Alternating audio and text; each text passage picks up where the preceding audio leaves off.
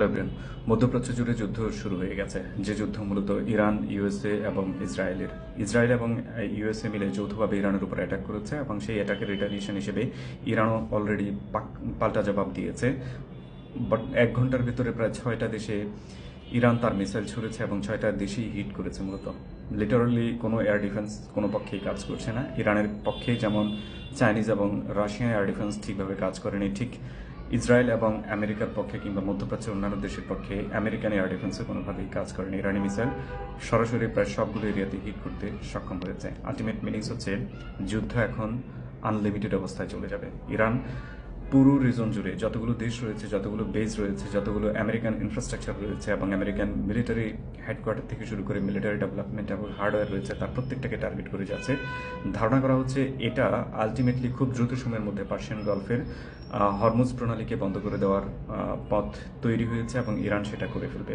এবং ইরানকে যতটা গলা চেপে ধরবে, ইরানও ততটা গলা চেপে ধরার চেষ্টা করবে ইউএস এবং ইসরায়েলকে। ইরানের পক্ষে এই মুহূর্তে সরাসরি কোনো শক্তি তাদেরকে আসলে হেল্প করছে না, এটা ক্লিয়ারলি দেখা যাচ্ছে। কিন্তু হিডেন ডোরে তাদের পক্ষ হয়ে কাজ করে যাচ্ছে রাশিয়া এবং চায়না। এটা অলরেডি প্রতীয়মান যে বেশ অনেকগুলো মিসাইল, এয়ার ডিফেন্স এবং ট্যাকটিক্যাল ইস্যুজে ইরানকে মূলত হেল্প করে গিয়েছে চায়না এবং রাশিয়া। সো যুদ্ধ যেদিকে গড়াচ্ছে তাতে মধ্যপ্রাচ্য জুড়ে আমাদের যে লাখ লাখ শ্রমিক রয়েছে তাদের আসলে কর্মসংস্থানের জন্য বড় ধরনের সংখ্যা তৈরি হয়েছে। কিছুক্ষণ আগে বাহরাইন, কাতার এবং সৌদি আরব এবং কুয়েতের মধ্যে বেশ কয়েকটা পরিচিত জন রয়েছে, আমি সবার সাথে যোগাযোগ করার চেষ্টা করেছি। সবার কথা একটাই যে মিসাইল হিট করেছে, তার আওয়াজ শুনেছে, কেউ কেউ দেখেছে এবং পরিস্থিতি খুবই ভোলাটাইল এবং যে কোনো ধরনের পরিস্থিতিতে মানে হত্যাযোগ্যটা কমন হয়ে যাবে।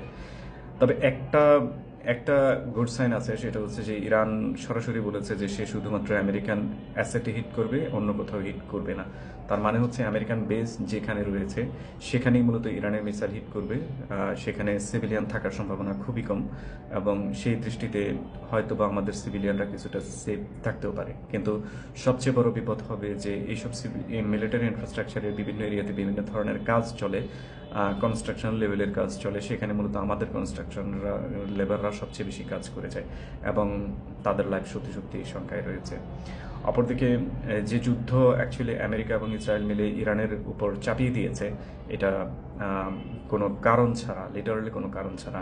কারণটা এই যে ইরান তার নিউক্লিয়ার ডেভেলপমেন্ট করে যাচ্ছে, তার ব্যালিস্টিক মিসাইল প্রোগ্রাম অ্যাক্টিভ রেখেছে এবং আমেরিকা মনে করে যাচ্ছে এটা তার জন্য রিস্ক। অথচ পৃথিবীতে